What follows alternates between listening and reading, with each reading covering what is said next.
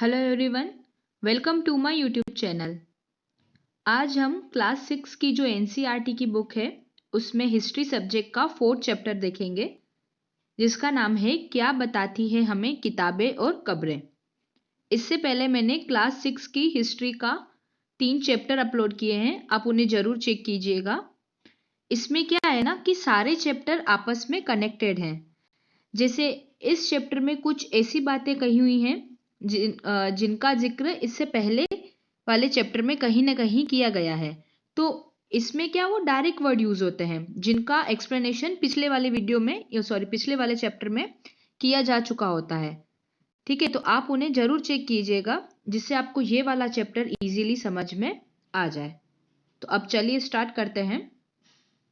NCERT जो होती है ना वो आपको जो यूपीएससी या आरपीएससी या किसी भी स्टेट पीसीएस के एग्जाम होते हैं उसमें आपका बेस क्लियर करती है।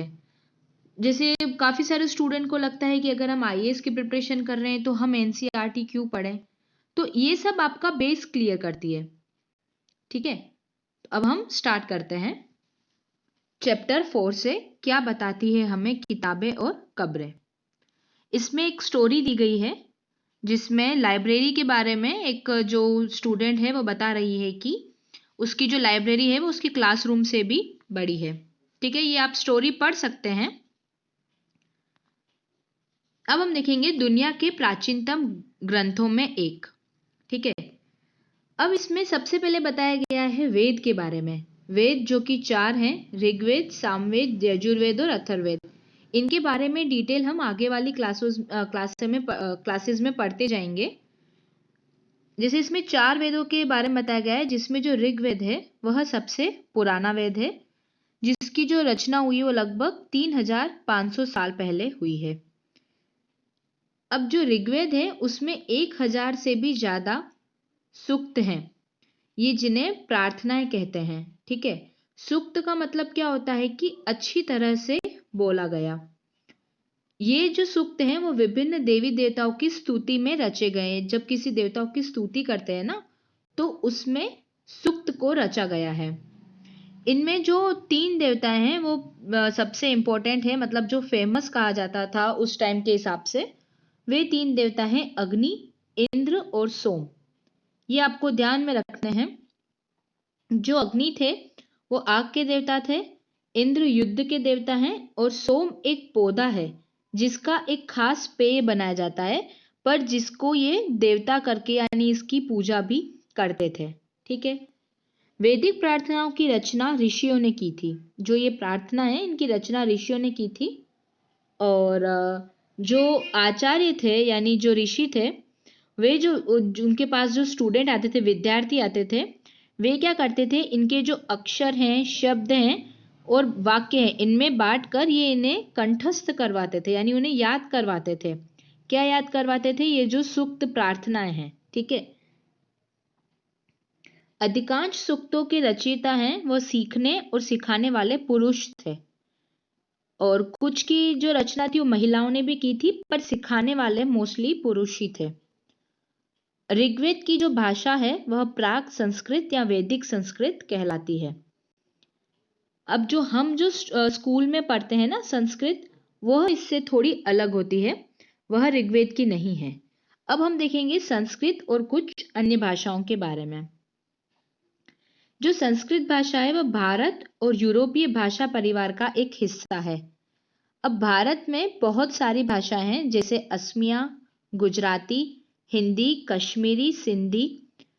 और जो एशियाई भाषा है जैसे फारसी, और यूरोप की जो भाषाएं हैं अंग्रेजी, फ्रांसीसी, जर्मन, यूनानी, इतावली, स्पेनिश, ये सारी इसी परिवार से जुड़ी हुई है। उन्हें एक भाषा परिवार इसलिए कहते हैं क्योंकि आरंभ में उनमें कई शब्द एक जैसे थे। जैसे कि मैं आपको एग्जाम्पल दे दूं, मात्र। मात्र जो है वो संस्कृत वर्ड है, माँ हिंदी वर्ड है और जो मदर है वो इंग्लिश वर्ड है। आप इनमें सिमिलरिटी देख सकते हैं। उपमहाद्वीप में दूसरे भाषा परिवारों की भी भाषाएं बोली जाती हैं, जैसे कि अब आपको इसमें एक वर्ड आया है उपमहाद्वीप। अब उपमहाद्वीप किसे कहते हैं ये मैंने प्रीवियस चैप्टर में अच्छे से समझा रखा है कि उपमहाद्वीप होता क्या है और इसमें कौन कौन से देश थे भारत के संदर्भ में। उदाहरण के लिए जैसे है कि पूर्वोत्तर प्रदेश में तिब्बत बर्मा परिवार की भाषाएं बोली जाती थी। तमिल, तेलुगु, कन्नड़ और मलयालम ये हो गई साउथ की, जिसे इन्हें द्रविड़ भाषा परिवार कहा जाता है। उसके बाद है झारखंड और मध्य भारत के कई हिस्सों में बोलने वाली भाषाएं हैं जो ऑस्ट्रो एशियाटिक परिवार से जुड़ी हुई है।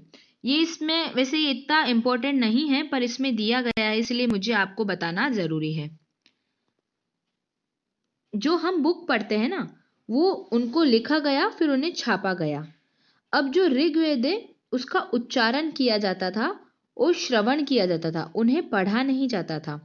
इसमें हालांकि इसमें इतना कुछ फर्क नहीं है कि पढ़ो या उच्चारण करो, पर जैसे कि वो वेद के रूप में उसमें जो प्रार्थना दी गई है, इसीलिए उसके संदर्भ में कहा गया है कि उनका उच्चारण किया जाता था और फिर उन्हें सुना जाता था। रचना के कई सदियों बाद इसे पहली बार लिखा गया। जैसे ऋग्वेद बन गया ना, उसके बाद उसे लिखा गया और इसे छापने का काम तो कुछ आप मान लो कि अभी से 200 साल पहले ही हुआ होगा। ठीक है, अब है इतिहासकार ऋग्वेद का अध्ययन कैसे करते हैं। अब जो इतिहासकार है वो पुरातत्व वेदाओं की तरह ही अतीत के बारे में जानकारी कलेक्ट करते हैं। अब आपके मन में ये क्वेश्चन आ रहा होगा कि इतिहासकार और पुरातत्व वेदा के बीच में क्या अंतर है। मैंने आपको इसीलिए ही कहा था कि आप प्रीवियस वीडियो जो चैप्टर्स मैंने अपलोड किए हैं आप उन्हें देखिए, उसमें मैंने क्लियरली अच्छी तरीके से एक्सप्लेन किया गया है कि पुरातत्व वेदा क्या होते हैं और इतिहासकार क्या होते हैं। अब जो इतिहासकार होते हैं वो भौतिक अवशेषों के अलावा लिखित स्रोतों का भी उपयोग करते हैं। अब ये क्यों बताया गया है कि ऋग्वेद का अध्ययन कैसे होता है, इसी संदर्भ में इसके बारे में ये बताया गया है।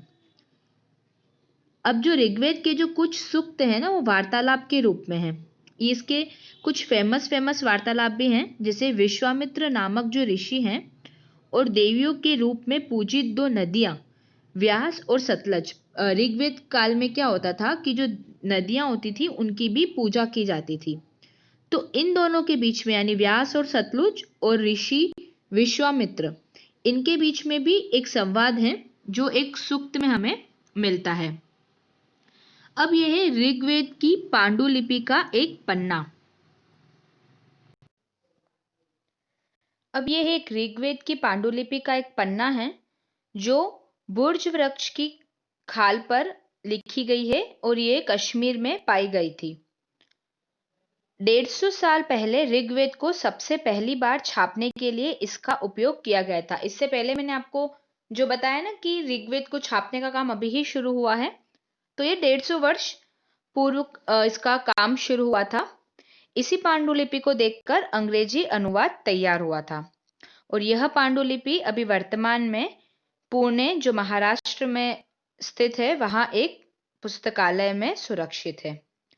अब जो हमने बात की थी इससे पहले विश्वामित्र और नदियां, जिनका संवाद एक ऋग्वेद के सूक्त में पाया गया है, तो ये संवाद आप देख लीजिए। वैसे ये एग्जाम की दृष्टि से इतना इम्पोर्टेंट नहीं है, पर क्लास 6 की एनसीईआरटी में इसका वर्णन किया गया है, इसीलिए मुझे इसको आपको बताना जरूरी है। विश्वामित्र कहते हैं कि हे नदियों, अपने बछड़ों को चाटती हुई 2 दमकती गायों की तरह 2 फुर्तुले घोड़ों की चाल से पहाड़ों से नीचे आओ। इंद्र द्वारा दी हुई शक्तियों से स्फूर्त तुम रथों की गति से सागर की ओर बह रही हो। तुम जल से परिपूर्ण हो और एक दूसरे से मिल जाना चाहती हो। ये विश्वामित्र उन नदियों से कह रहे हैं। अब इसके उत्तर में नदियां कह रही हैं, जल से परिपूर्ण हम देवताओं के बनाए रास्ते पर चलती हैं। एक बार निकलने पर हमें रोका नहीं जा सकता। हे ऋषि, तुम हमसे प्रार्थना क्यों कर रहे हो? फिर विश्वामित्र जी कहते हैं, हे बहनों, मुझ गायक की प्रार्थना सुनो। मैं रथों और गाड़ियों सहित बहुत दूर से आया हूं। कृपा करके अपने जल को हमारे रथों और गाड़ियों की धुरियों के ऊपर न उठाओ ताकि हम आसानी से उस पर पार जा सके।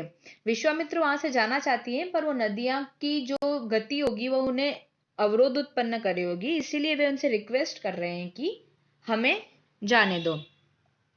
फिर नदियां कहती है, हम तुम्हारी प्रार्थना सुनेंगे जिससे तुम सब सुरक्षित उस पार जा सको। तो इतिहासकार यह बताते हैं कि यह प्रार्थना उस क्षेत्र में रची गई होगी जहां ये नदियां बहती हैं। नेचुरल सी बात है।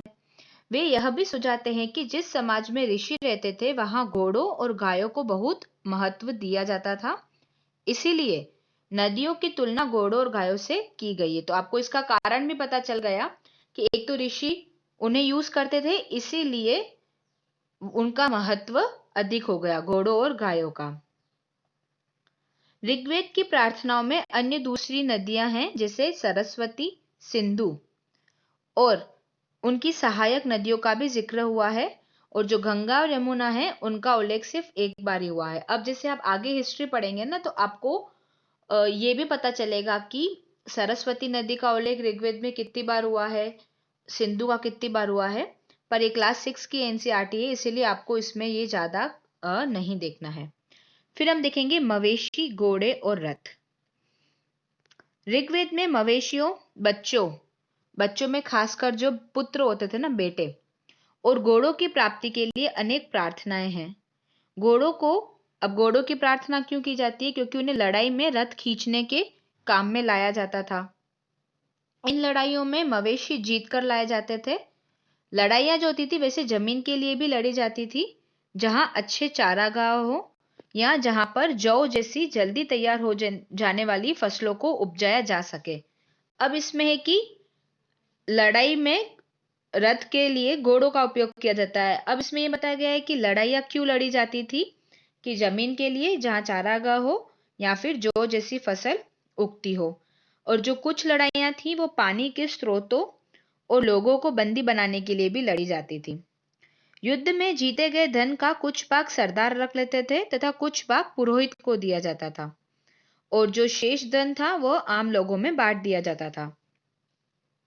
कुछ धन यज्ञ करने के लिए भी प्रयुक्त होता था। यज्ञ की आग में आहुति दी जाती थी। ये आहुतियां जो थी वो देवी देवताओं को दी जाती थी। इसमें घी, अनाज और कभी कभी जानवरों की भी आहुति दी जाती थी। जो ये युद्ध होते थे उनमें मोस्टली पुरुष ही भाग लेते थे। इनकी कोई स्थायी सेना नहीं होती थी। जो लोग थे वो सभाओं में मिलते जुलते रहते थे, और जो युद्ध है और शांति के लिए आपस में वे बातें करते रहते थे। फिर उसके बाद ये लोग अपने में से एक सरदार को चुनते थे जो कि बहादुर और कुशल हो। यानी इनकेस अगर कल को युद्ध लड़ना है तो सरदार ऐसा होना चाहिए जो बहादुर और कुशल योद्धा हो। अब है लोगों की विशेषता बताने वाले शब्द। लोगों का वर्गीकरण जो था वो काम, भाषा, परिवार या समुदाय, निवास स्थान या सांस्कृतिक परंपरा के आधार पर किया जाता रहा है। ऋग्वेद में लोगों की विशेषता बताने वाले कुछ शब्द हैं। अब ऐसे दो समूह हैं जिनका वर्गीकरण काम के आधार पर किया गया है। पुरोहित, जो कि ब्राह्मण, जिसे आज के ब्राह्मण हैं, उनका वो काम था जो यज्ञ करते थे और अनुष्ठान करते थे। और जो दूसरे लोग थे वह हैं राजा। तो काम के आधार पर यह वर्गीकरण हुआ।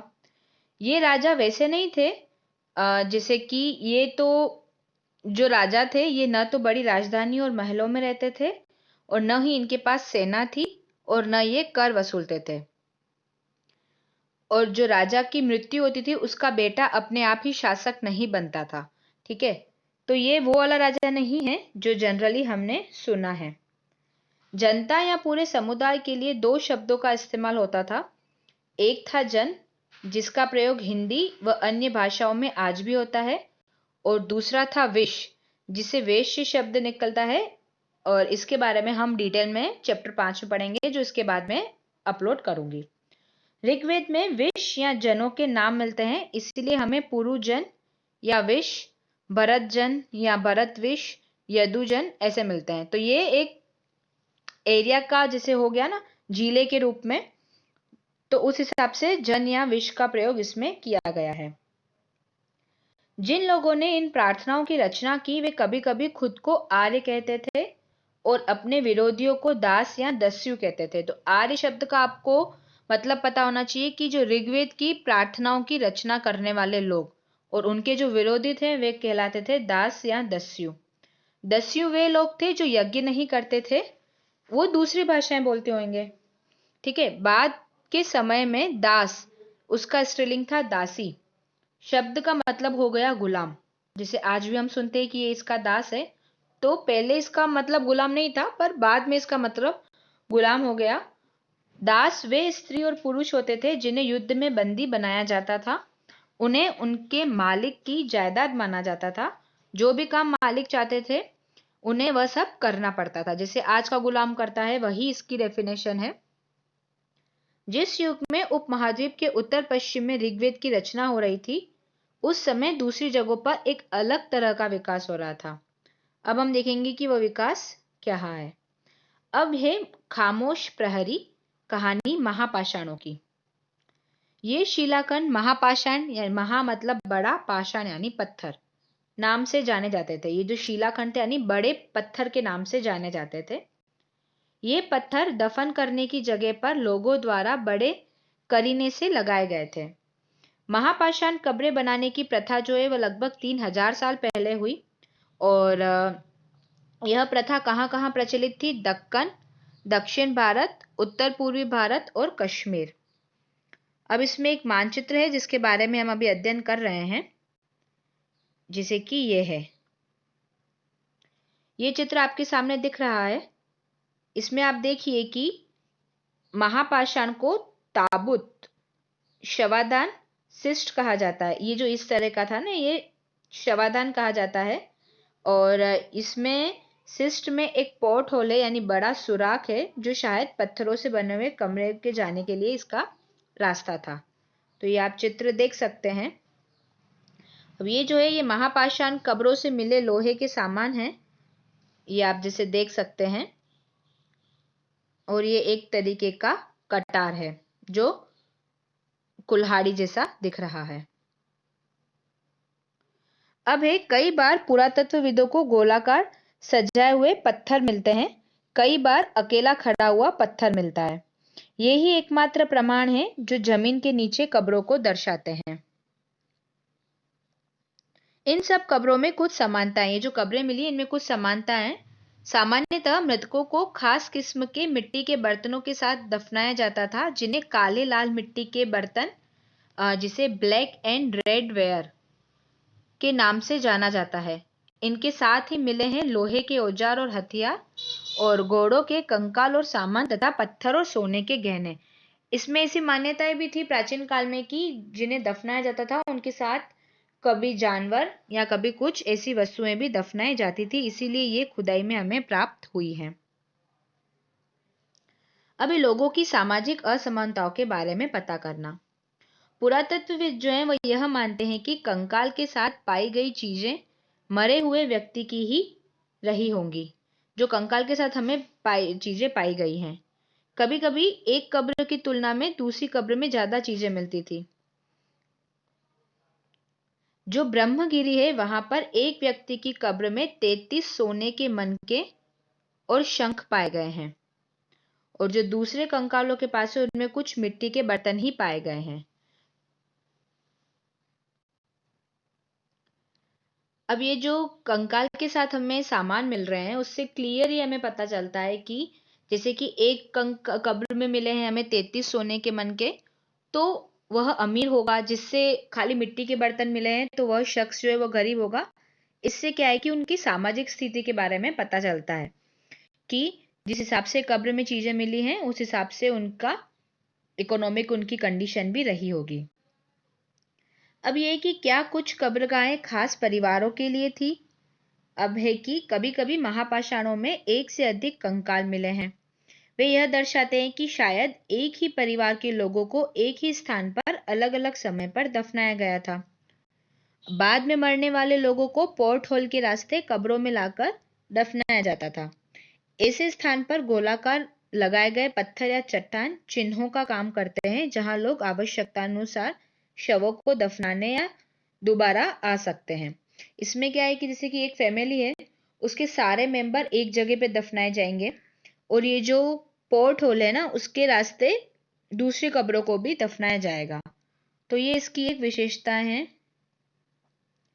अब इनाम गांव में एक विशिष्ट व्यक्ति की कब्र है। जो इनाम गांव में यह भीमा की सहायक नदी गोड़ के किनारे एक जगह है।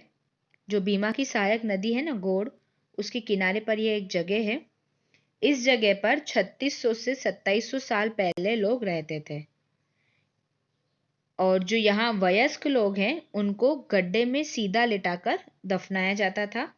इनका सिर जो है वो उत्तर की तरफ होता था और कई बार उन्हें घर के अंदर ही दफनाया जाता था। ऐसे बर्तन जिनमें शायद खाना और पानी हो, दफनाए गए शव के पास रख दिए जाते थे। उनकी ऐसी मान्यता थी कि जैसे वो उन्हें खाने के लिए कब्र में भी कुछ ना कुछ चाहिए। ठीक है, इन्हें कैसे लेटाया जाता था? सीधा, सिर उत्तर की तरफ और बहुत बार घर के अंदर, और ऐसे बर्तन जिसमें खाना या पीना हो वह साथ में दफनाया जाता था। एक आदमी को 5 कमरों वाले मकान के आंगन में 4 पैरों वाले मिट्टी के एक बड़े से संदूक में दफनाया गया था। ये सारी विशेषताएं इनाम गांव की बताई गई है। बस्ती के बीच में बसा यह घर गांव के सबसे बड़े घरों में से एक था। इस घर में एक अनाज का गोदाम भी था और जो शव के पैर हैं वे मुड़े हुए थे। ठीक है, ये इसकी विशेषताएं हैं। अब हम देखते हैं क्या बताते हैं हमें कंकालों का अध्ययन। छोटे आकार के आधार पर एक बच्चे के कंकाल को आसानी से पहचाना जा सकता है कि ये अगर आकार में छोटा है तो ये बच्चे का कंकाल होगा। लेकिन एक बच्चे और बच्ची के कंकाल में बीच में कोई बड़ा फर्क नहीं होता। ठीक है, लड़का है या लड़की, पुरुष है या स्त्री, इसके बारे में हम नहीं बता सकते हैं। कभी कभी क्या होता है कि कंकाल के साथ मिले सामानों के आधार पर इनका अंदाजा लगा सकते हैं। जैसे अगर कंकाल के साथ गहने मिले हैं तो हम आइडिया लगा सकते हैं कि ये महिला का कंकाल है। पर इसमें क्या होता है कि कंफ्यूजन रहता है, क्योंकि बहुत बार प्राचीन काल में पुरुष भी जो थे वो ज्वेलरी या आभूषण पहना करते थे।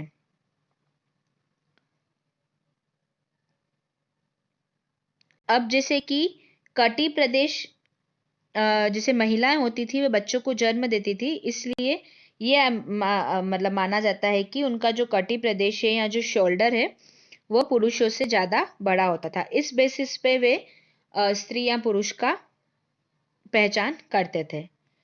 2000 साल पहले चरक नाम के एक वैद्य हुए थे, जिन्हें चिकित्सा शास्त्र पर चरक संहिता नाम की एक बुक भी लिखी थी। वे कहते हैं कि मनुष्य के शरीर में 360 हड्डियां हैं, जो कि आज के टाइम में कहा जाता है ना कि 206 हड्डियां हैं। तो अब वो 100 हड्डियां ज्यादा बता रहे हैं चरक। तो ऐसा माना जाता है कि जो चरक हैं उन्होंने गिनती में दांत और जैसे हड्डियों की जोड़ होते हैं ना और कार्टिलेज, इन सबको जोड़कर 306 हड्डियां मानी है, जबकि दांत को एक हड्डी नहीं माना जाता। अब हम देखेंगे इनाम गांव के लोगों के काम और धंधे। जो इनाम गांव हैं उनमें जो पुरातत्वविदों को गेहूं, जौ, चावल, दाल, बाजरा, मटर और तिल के बीज मिले हैं। कई जानवरों की हड्डियां भी मिली हैं। कई हड्डियों पर काटने के निशान से यह अंदाजा होता है कि लोग इन्हें खाते होंगे। अब हड्डियों पर अगर काटने के निशान है तो नेचुरल सी बात है उसमें खाने का ही इंडिकेशन जाता है। गाय, बैल, भैंस, बकरी, भेड़, कुत्ता, घोड़ा, गधा, सुअर, सांबर, चितकबरा, हिरण, कृष्ण मृग, खैरा, नेवला, चिड़िया, घड़ियाल, कछुआ, केकड़ा और मछली, इनकी हड्डियां पाई गई। आपको ये जानवरों के नाम थोड़े ध्यान रखने हैं कि किन किन जानवरों की हड्डियां पाई गई है, क्योंकि क्या होता है ना कि एग्जाम में क्वेश्चन कैसे पूछा जाता है, आपको एक जगह का नाम देंगे और उसमें जानवरों का नाम देंगे, तो आपको बताना है कि क्या इस जगह से ये जानवर के अवशेष, हड्डियां या कुछ भी प्राप्त हुआ है। तो आपको ये ध्यान रखना पड़ेगा। ऐसे साक्ष्य मिले हैं कि बेर, आंवला, जामुन, खजूर और कई तरह की रसबेरियां भी एकत्र की जाती थी। ये इनकी कुछ विशेषताएं हैं। ठीक है, ये अभी पता चल गया। अब जहां जहां जिनके अवशेष मिले हैं तो वो उनकी खेती करते होंगे, जैसे कि इसमें बताया गया है ना कि हमें जो गेहूं, चावल, दाल, बाजरा, मटर, तिल के बीज मिले तो मतलब लोग इन्हें उगाते होंगे, इनकी कृषि करते होंगे, इनका व्यापार करते होंगे। ठीक है, अब हम इसमें अन्यत्र दिया गया होता है एनसीईआरटी बुक में, मतलब ये कुछ एक्स्ट्रा हमें जानकारी प्रदान करते हैं। इसमें चाइना के बारे में बताया गया है कि 3500 साल पहले हम यहाँ की लेखन कला के सबसे पुराने उदाहरण मानते हैं चीन की। ठीक है, यह जानवरों की हड्डियों पर लिखा गया था। इन्हें भविष्यवाणी करने वाली हड्डियां कहा जाता था, क्योंकि यह मान्यता थी कि ये भविष्य बताती हैं। जो इस पे लिखा हुआ होता था ना, इनमें मान्यता थी कि ये भविष्य बताते हैं। राजा लोग लिपिकारों से इन हड्डियों पर सवाल लिखवाते थे। क्या वे युद्ध जीतेंगे? क्या फसलें अच्छी होगी? क्या उन्हें पुत्र होंगे? फिर इन हड्डियों को आग में डाल दिया जाता था, जहां इनमें गर्मी से चटक कर दरारें पड़ जाती थी। फिर जो भविष्यवक्ता थे वे इन दरारों को ध्यान से देखकर भविष्यवाणी करने की कोशिश करते थे। ठीक है, अब इसमें क्या है कि दरारें पड़ गई, उस हिसाब से वो फिर उसमें भविष्यवाणी करते थे, तो वो बहुत बार ऐसी गलत भी हो जाती थी। ये राजा शहरों में महल बनाकर रहते थे और इनके पास काफी सारा पैसा होता था, और उनमें बड़े बड़े नक्काशी किए हुए कांसे के बर्तन भी मिले हैं, लेकिन वे लोहे का इस्तेमाल करना नहीं जानते थे। आपको ये ध्यान रखना है। अब इसमें कुछ इंपॉर्टेंट तिथियों के बारे में बता दूं कि जो वेदों की रचना, जैसे स्टार्टिंग में हमने 4 वेद के बारे में सुना, तो उसकी रचना का आरंभ लगभग 3500 साल पहले हुआ है। महापाषाण के निर्माण की शुरुआत हुई है लगभग 3000 साल पहले, और जो इनाम गांव में कृषकों का निवास है 3600 से 2700 साल पहले, और जो चरक का काल है वह है 2000 साल पहले।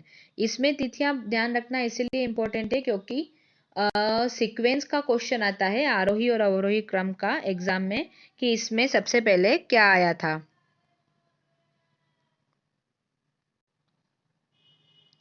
इस प्रकार क्लास 6 की एनसीईआरटी का चैप्टर हमारा यहीं पूरा होता है।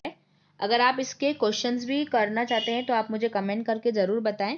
अगर आपको मेरी वीडियोस पसंद आती हैं तो आप उन्हें लाइक कीजिए, ज़्यादा से ज़्यादा शेयर कीजिए, और यूट्यूब के मेरे चैनल को सब्सक्राइब कीजिए, जिससे आप मेरी आने वाली हर वीडियो से अपडेट होते रहेंगे। अगर आप मुझसे किसी और टॉपिक पर वीडियो चाहते हैं तो आप मुझे कमेंट करके ज़रूर बताएं। Thank you so much.